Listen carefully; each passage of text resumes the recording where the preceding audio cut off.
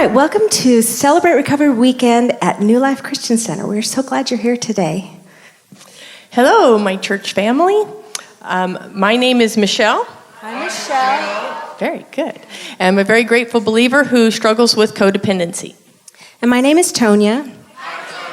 I am a grateful believer in Jesus Christ, and I'm in recovery for the after effects of childhood sexual abuse. So if we could have our ushers please come forward. We will receive our tithes and our offerings at this time. Please know that here at New Life, we are not after your money. And if this is your first time here, please sit back, relax, and enjoy the service. And know that we're really glad you're here. So while they're doing that, we thought we would tell you a little bit about what happens here every Monday night. 52 Mondays a year. We are here every single Monday, no matter what. We start each night with dinner at 6 o'clock, and that is $3 every Monday night. Sometimes it's pizza, sometimes it's pulled pork sandwiches, and every once in a while, like this past Christmas Day, we were here and we had prime rib. No matter what, it is still $3. And then at 7 o'clock, we have our worship service. The worship music time is followed with a lesson or a testimony. This week, our ministry leader, John Bardini, is going to be giving his testimony. It's an incredible story about God's love, His grace, His mercy, and forgiveness. I hope that you can make time to be there. And then on the last Monday of the month, we have what's called Gratitude Night. This is where we all come together and we celebrate our victories and mark our milestones in recovery. Then at 8 o'clock, we break out into our open share groups. We are gender specific, so we have groups for ladies and we have groups for men. Right now, we have men's groups, chemical dependency, men's sexual hurts, habits, and hangups, and then men's hurts, habits, and hangups, which involves codependency. It can be gambling, anger. There are many areas that group covers. Women's groups, we have chemical dependency, love and relationship addiction, codependency, and the abuse recovery group. And then at 9 o'clock, after our open share groups, we go out back to the Solid Rock Cafe. This is where we have fellowship, and we have coffee, and there's dessert too. Yeah. Also, we do have childcare every single week of the year. This is for our kids for 6th grade and under.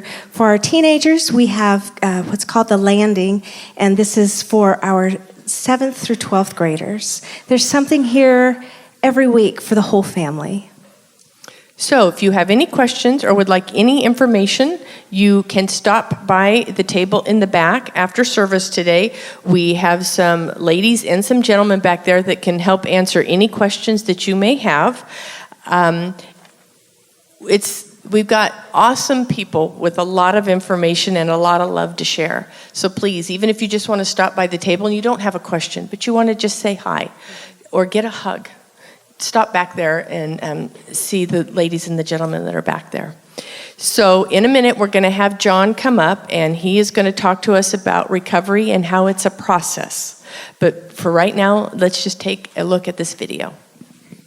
This year, I mean it. I mean it. I could not possibly mean it anymore. I got this. Candy bars, gone. Funyuns, gone. Ice cream, candy bars and Funyuns are gone. This year, I'm gonna connect with people, IRL. In real life. Made a list. That means I mean it. I'm gonna take care of myself. Right after I figure out who that is. Other than a mom, which I love. I beat myself up. I'm never good enough. That has to change. Why do I do that? I'm such an idiot. See? This year I'm gonna work on being the cool dad, you know? Maybe go skate park, hang out with my kids. No biggie. This works, right? I gotta learn to forgive myself. You know, give myself a break. Not be perfect. I've got it. I'm gonna step outside of my comfort zone by volunteering at the hospital. Maybe the pet shelter. 'Cause cats, they're so much easier. This year, I'm gonna forgive my mom. Now that I am a mom, I totally get it. This year I'm going to start reading literature, books and such, because I hear it's good for me. This year, I'm shaving my back hair. I am tired of those kids at the neighborhood pool calling me Sasquatch. It's just that I am comfortable staying in my comfort zone. Who am I kidding? God, I wear myself out trying to outdo everyone. I can one-up everything, and it's exhausting. I have a lot of baggage, and it is not all from the mall. Well, some of it is. I'm trying, God, I am. But there's a reason why I'd rather stay at home. I'm weak, God. I know it. You know it. And you know what, God? This year, I'm giving you all the places that hurt. I'm going to give you all of my failed attempts that I think are going to make me a better man. You are a strong fortress, God. You. And I'm going to let you be strong in my weakness. All right, God. I'm gonna start with the best relationship. You and me. And then we'll move outward from there. Because this year, I mean it. I mean it. I mean it. I mean it. Good morning. My name's John. I'm a grateful believer in Jesus, and I struggle with drugs and alcohol. So, can you guys relate to these folks at all? Or is it just me? Because I can. I can even relate to the mom. Sometimes you go through seasons in life, and all of a sudden you're in a place where I don't know who I am anymore. My kids are gone, or something's different. I have a new job, something's changed, and I don't know who I am anymore. Then there's the control addict who always has to do something better. Whatever I did last year, it has to be better. The Christmas lights I put on the house this year, next year, they're going to be better. And they're going to be way better than my neighbors, right? The perfectionist who's, nothing is ever good enough and you're always beating yourself up. I've been there.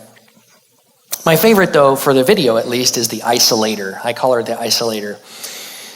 The one who seems to have more virtual relationships than she does the IRL ones in real life. I love how she started to say, okay, this year I'm going to step outside of my box and I'm going to volunteer at the hospital. And before the words actually finished coming out of her mouth, she already changed her mind and decided that it would be easier to deal with cats than people, right? Has anybody ever felt like that? Okay. Didn't want them just to be me. But here's the thing about the whole video. I love how it came down to a single reality for each and every one of us, and that is our need for Jesus. So what it did in 2.5 minutes, it walked us through a process that started with what I'm going to say is denial, and it walked right into powerlessness and then surrender. Because the first thing that made me think of when I first watched it is they all started with one superhero power, and it was called self-will. I mean it. I'm going to do it. I'm going to change. It's going to be better. This year, I'm going to. And then as they talked through it, they were like, okay, maybe a little bit like this, or they kind of toned it down. And by the end, they all knew that they needed God. They all knew that they couldn't do these things without the power of Jesus. So that's exactly what we do at CR. We walk through those steps. People have heard about the steps, right?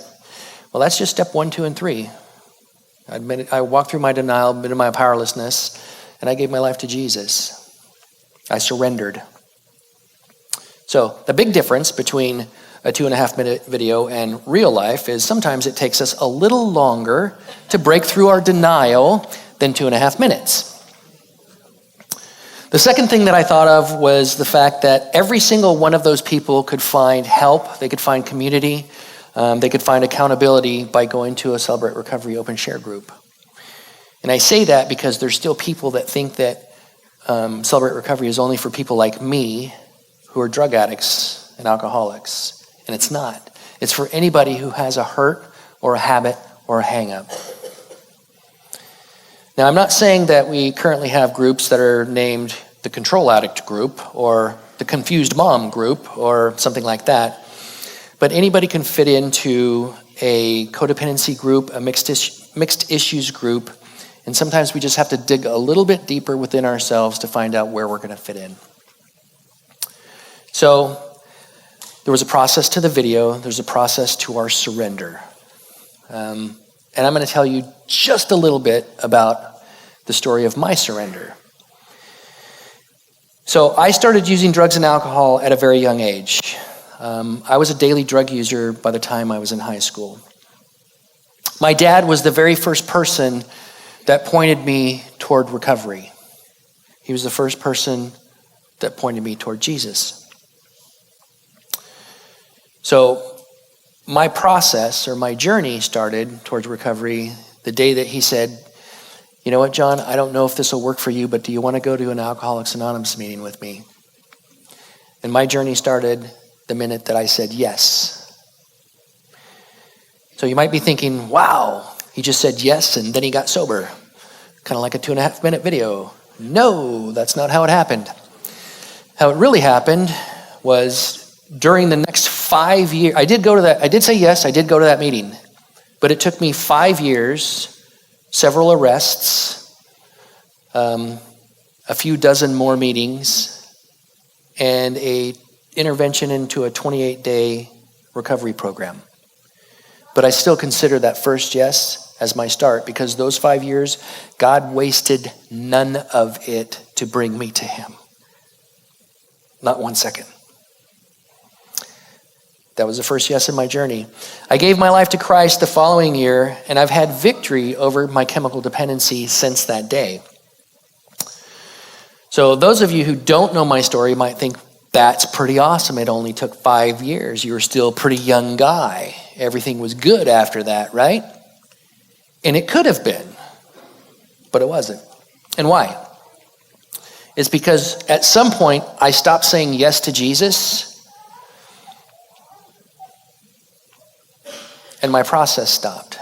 And because I wasn't walking forward toward Jesus, what was I doing? I was moving backward. And this is what it kind of looked like. We moved, and I went from going to 4 or 5 meetings a week in recovery to going to 4 to 5 meetings a year. Anybody who knows anything about recovery knows that that's not a good thing. Then we moved again, and I started going to church. And you know what? That was a good thing because I began to learn more about Jesus than I ever had known before, and my faith began to grow. But if I tell the truth, I have to tell you at some point, kind of because I'm an all or nothing kind of guy, it's like I'm going to start going to church and I'm going to go 100 miles an hour with my hair on fire kind of thing. So even though we were at church between 4 and 6 days a week, at some point I started to do church instead of be the church.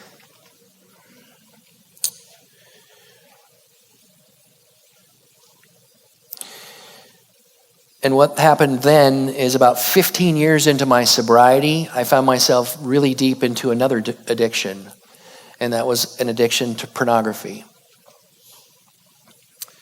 And when that happened, I stopped attending church. The rest of my journey looks something like this. We moved again, this time to Turlock. And by the way, we were in Aptos right by the beach, and we somehow made our way to Turlock. Go figure. God's funny sometimes.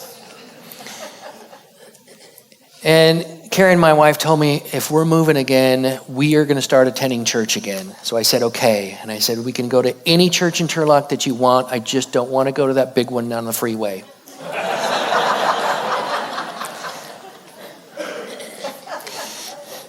So here we are at the big church on the freeway with a red roof. We came one time and we never left. So it was sometime in 2010 when Pastor Dave was doing a series on sexual purity called Pure.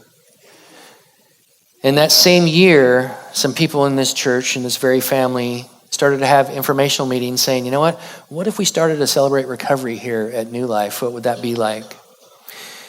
And they invited me to attend one of those informational meetings. And it changed my life again. You see, I began again to take steps toward Jesus. One more step, and then one more step, and then one more step. And I began to experience victory over my lust. So that quick snapshot is about 35 years, okay? There's a lot more surrender I had to do in 35 years. Because of my pornography addiction, I had to surrender my marriage. I had to surrender my wife. I had to surrender every relationship that I've had. I had to surrender my kids. I have 2 girls, especially when they started dating. There was a lot of surrender going on during that time. I've had to surrender my job. I can't do this. But with God, everything is possible. But on my own, it's not. So my story, which if you want to hear the whole thing, you can come tomorrow night. But my story has relapse in it. It has a lot of failure in it. I have plagued my own story with my own denial and my own self-centeredness. But you know what else? My story has joy.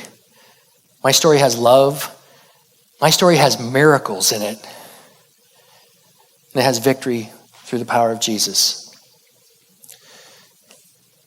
I love my story. Some people might say, John, it's kind of dark, dude. You know what? I love my story because you know what? It's the story that God gave me that I can show other people hope. And it's not my hope. It's His. It's a story I get to use and I love it. So going back to that meeting that I told you changed my life one more time.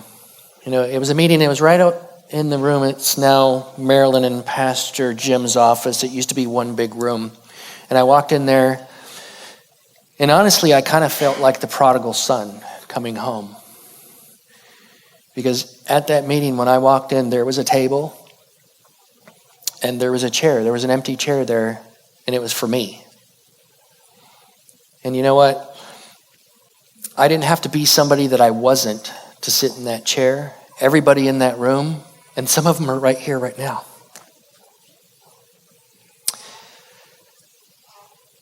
Everybody in that room accepted me exactly the way that I was. I didn't have to be good enough. I didn't have to pray good enough. I didn't have to do anything besides be the person that I was. And that's exactly the way God wants to call us to Him. Come as you are.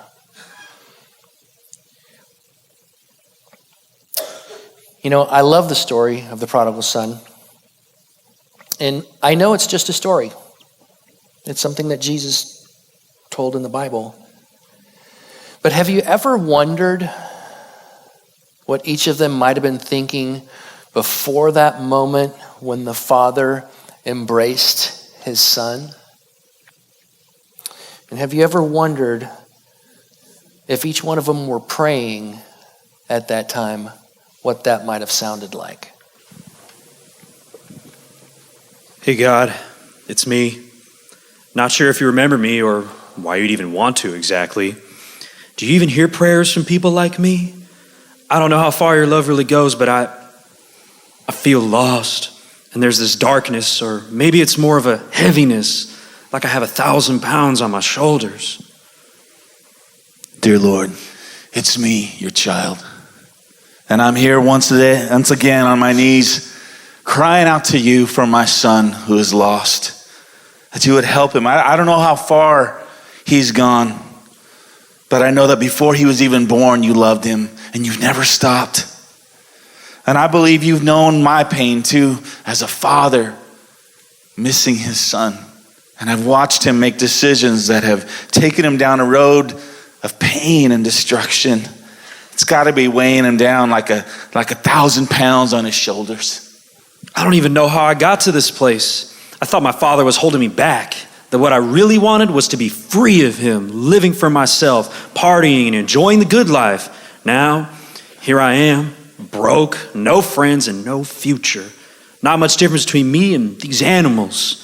Good thing my dad can't see me now, covered in mud and manure, half starved and stealing food scraps from pigs.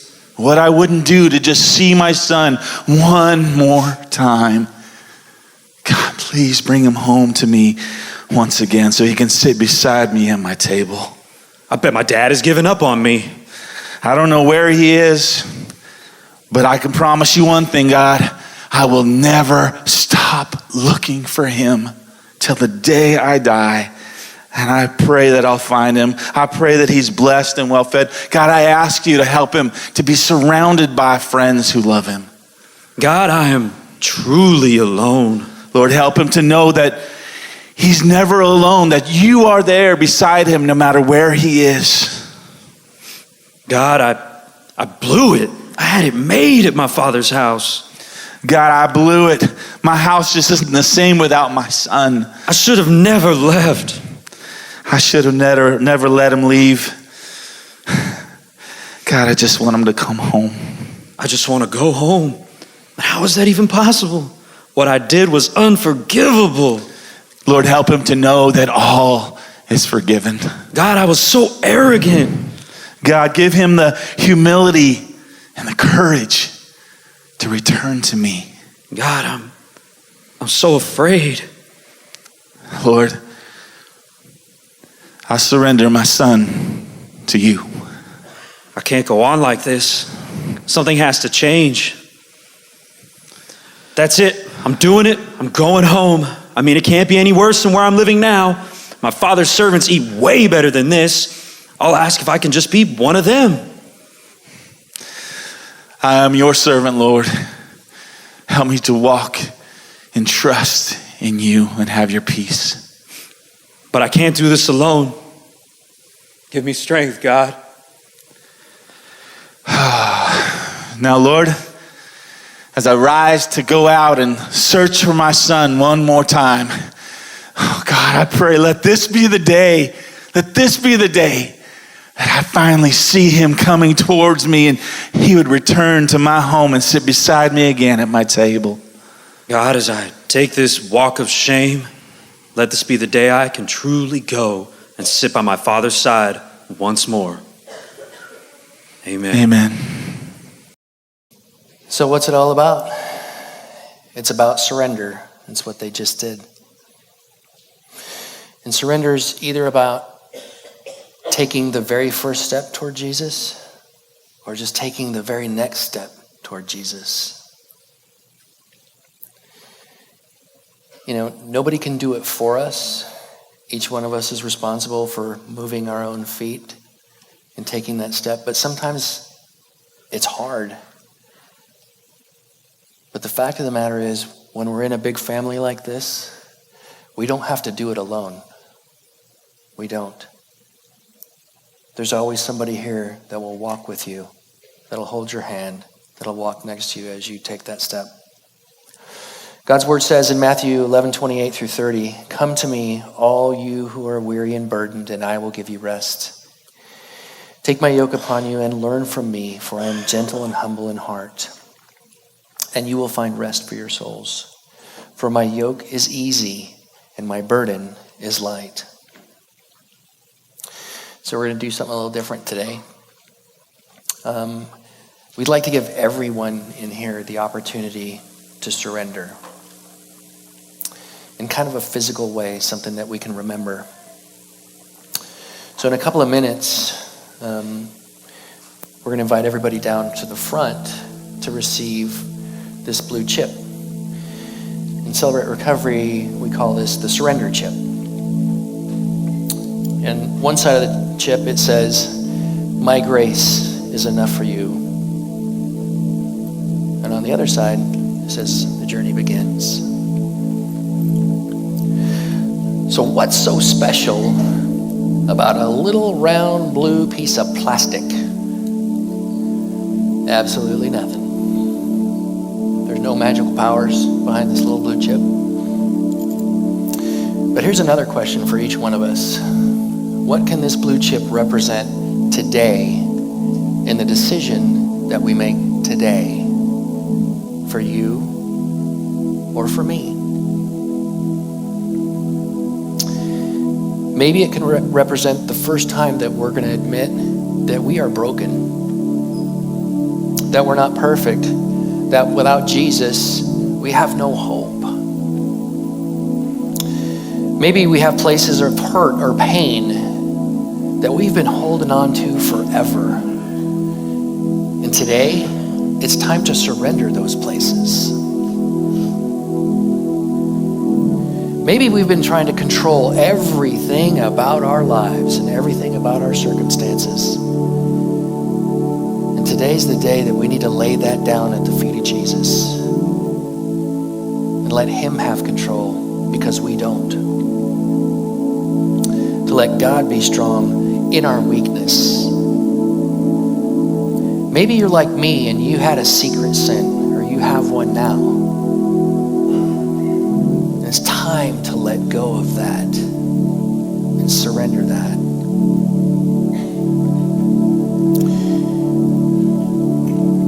Maybe you're expecting certain things to happen throughout the next week or month or year. And maybe today's the day that you need to lay down your expectations and let God be God.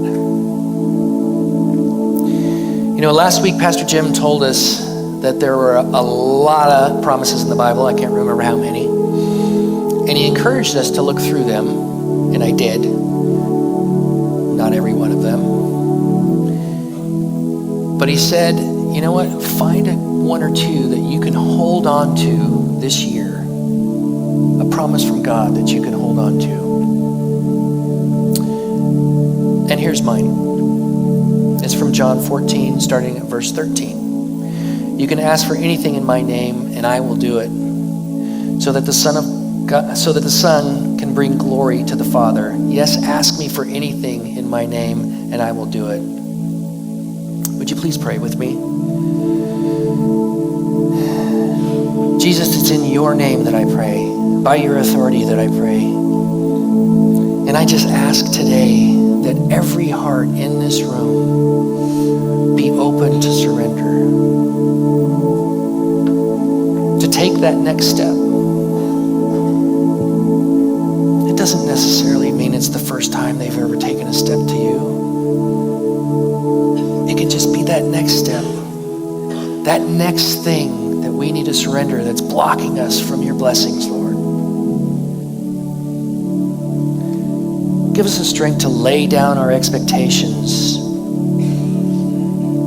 our pain, our failures, our will, and continue each day to say yes to you and all that you have for us. It's in your precious name I pray.